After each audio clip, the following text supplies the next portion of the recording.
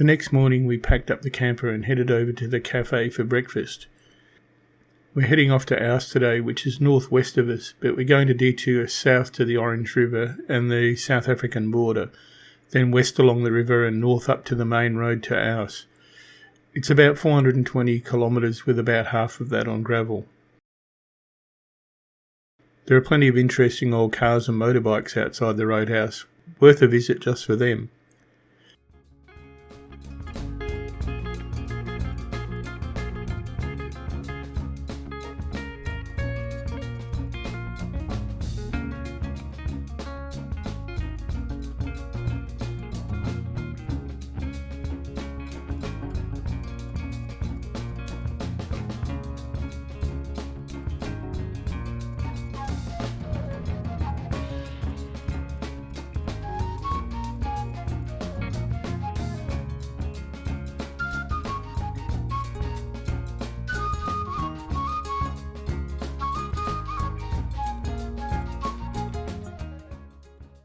Heading south along the D324, the scenery is spectacular.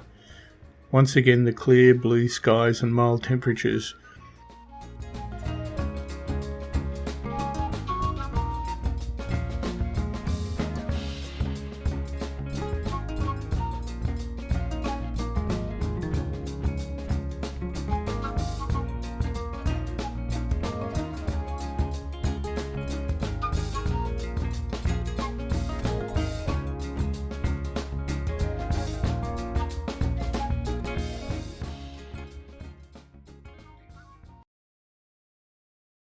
The Lolux is great over these gravel roads.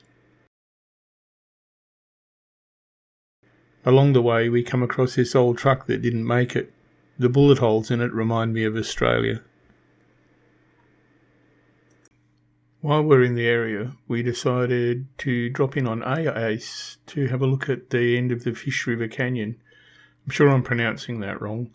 The road sign has characters in the name that seem to indicate click consonants. I'm not going to try and say it properly. It's a steep winding road, and on the way we encounter what I think is a kudu on the side of the road. These are big animals. I would not want to hit one with the car.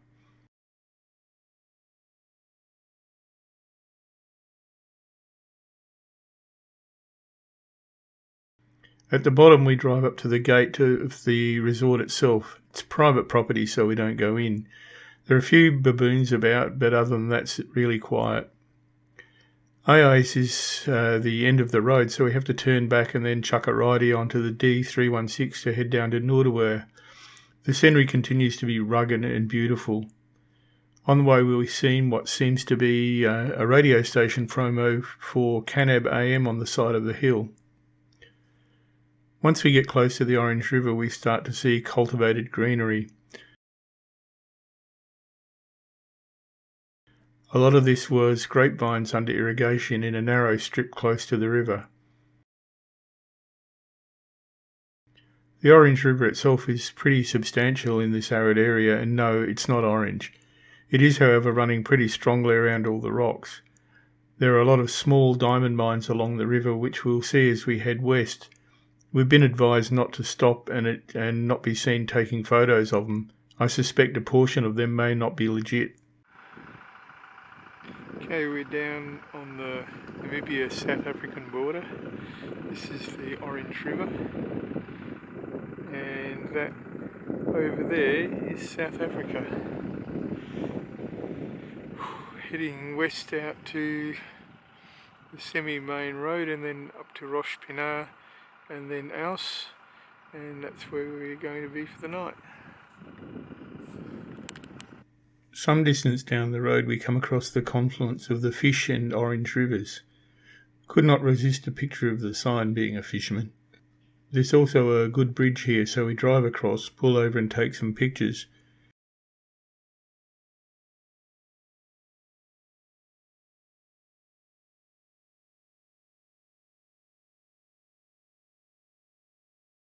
Angela took some pictures of some ducks, which didn't come out well, but was able to sneak up close on this old coot.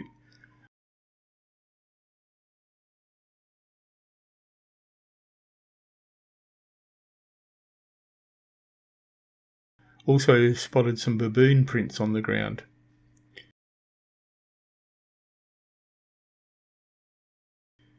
Headed off again towards the main road.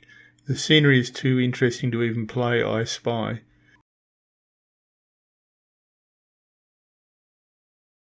When we get to the bitumen, we have to stop at Roche Pinard to air up the tyres for the sealed road. We have a compressor, but it screws onto the valve and one of the valve threads was stripped. When we were pulled over trying with the compressor, the local police stopped to make sure we were okay. Nice of them to do that. After Roche Pinard, we trundle up the road at 100 kilometres an hour to Aus, where we filled up with fuel, and then the short drive to our next stop, Klein-Aus Vista. This is a farm just outside of Aus which has accommodation. Sorry, no pictures of the drive up. It was a little dull and due to luggage limitations in Uganda, we didn't bring the GoPro that I'd normally use to record road scenes. At Klein-Aus Vista, we had opted not to stay in the cottages at the farm, but at some special accommodation about 8 kilometres away at the base of a rocky range on the property. I'm sure glad we did. Angela got to play Gate Babe again.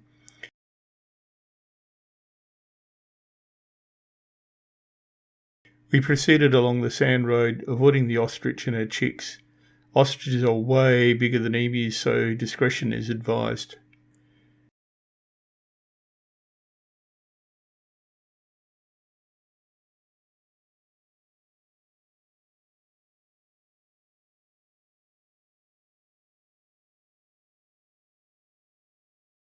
At the end of the track, we get to our accommodation. I've seen these on YouTube, thanks Andrew White, and know what to expect, but even I'm surprised by this initial glimpse. There are cabins here, including ours. Can you see them? Here's 1, 2, and number 3 is ours. It's called The Rock, and it turned out not only to be well named, but amazing. Here's a closer look.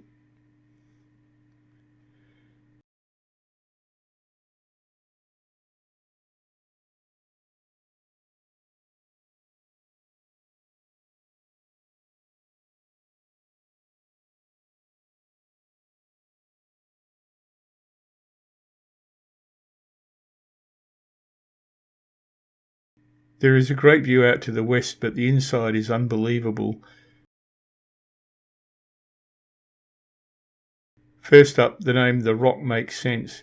The whole place is built around this massive boulder. It's cool and spacious.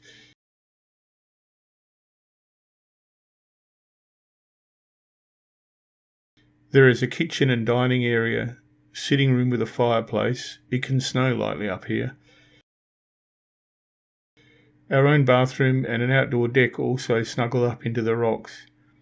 Best of all is what is called an honesty bar with wine, cider, snacks, etc. And the prices were so cheap we stocked up our own fridge and paid up when we left. Overall it was amazing. We were here for 2 nights, so we settled in and I lit the fire and did some dinner. The South African red wine was wonderful. There are also spectacular sunsets here, and that night we slept well.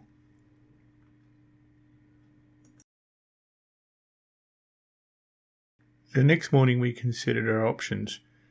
We could go to Luderitz on the coast or just stay and enjoy our surroundings.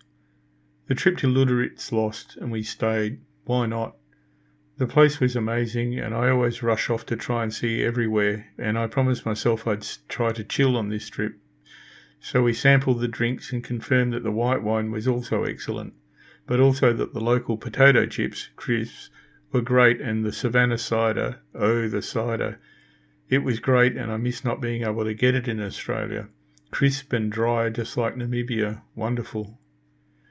Caught up with some notes and cider, wound up not needing lunch. The cabin log said if you put a bit of water in the dish on the rocks on the deck, we might see some of the local bird life. One of the locals put in a bid for some water as well. We named him or her Scrat, and it was cuteness incarnate. We found out later that this is a rock dassie, and there were several of them. We put about 2 cups of water in the dish and the birds came as well. Don't recognise any of them except the weaver birds. If it sounds mean that we didn't fill the dish up for them, our attitude is that a small treat is okay, but they can't become dependent on this water source. We didn't feed them either. We enjoyed their company for a few hours until the water was gone, and then that was it.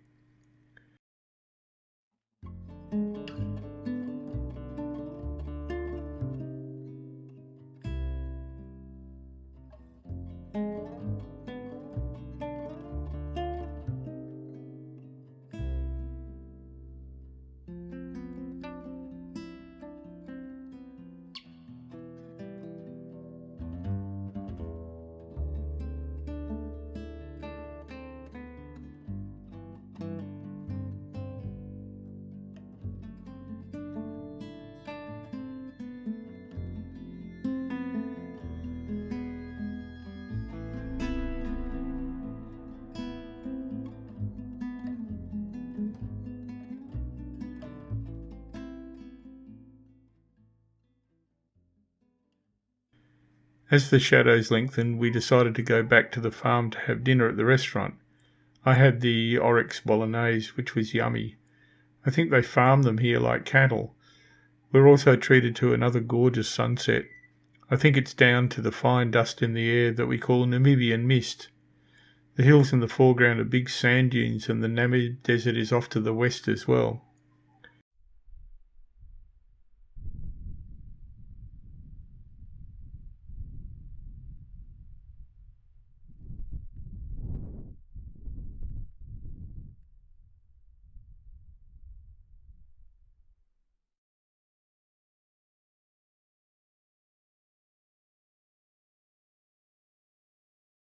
When we got back, it was pitch dark and the stars put on their usual display. Off to bed for us, as we're out tomorrow and on the road to Sesriem and the Namib desert proper. It's the 19th of May 2023 and we're off to Sesriem, gateway to the Namib desert. It's about 350 kilometres via the D707, which looks more interesting than the main road as it skirts to the west of the Tiris Mountains, and we might get glimpses of the eastern edge of the Namib desert. We're all packed up and off early to settle the bill and have breakfast at the restaurant before we head off. Make sure we avoid the oryx on the way out. They scamper off the road, unlike kangaroos that often just sit there and look at you. At the main reception, there's quite a nice dry garden area and some junk sculptures that I'm always a sucker for. The unsealed C13, which is the main road, turns out to be rough and corrugated. I'm glad to turn off onto the quieter D707, which is less travelled and smoother. We park up to take in the scenery.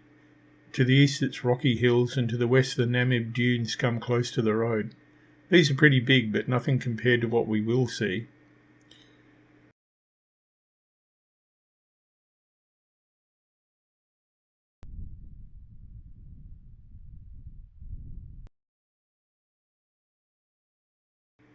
There are the ever-present oryx here, plus wildebeest and zebras. They assume Africa documentary poses for me.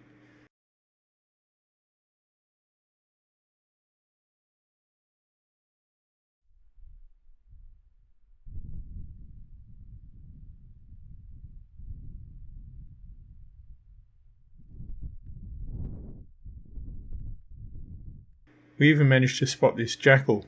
It decides we're not very interesting and has better things to do.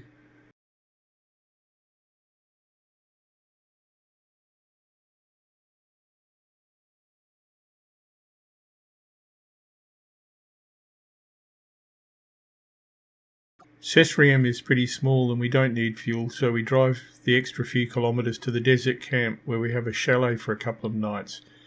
Like all our accommodation in Namibia, it's not expensive, but it's clean, nice and comfortable.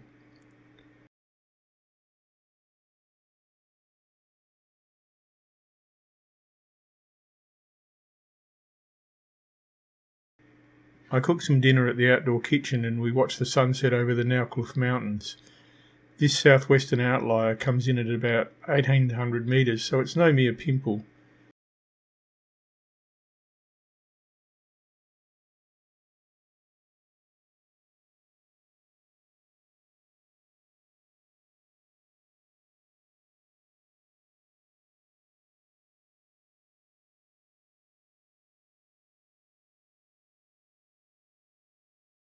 Off to bed early tonight. We have an adventure tomorrow that requires us to be up and gone in the dark. I don't know if I'm more worried about driving 40 kilometres in the pre-dawn darkness or the adventure itself. Stay tuned.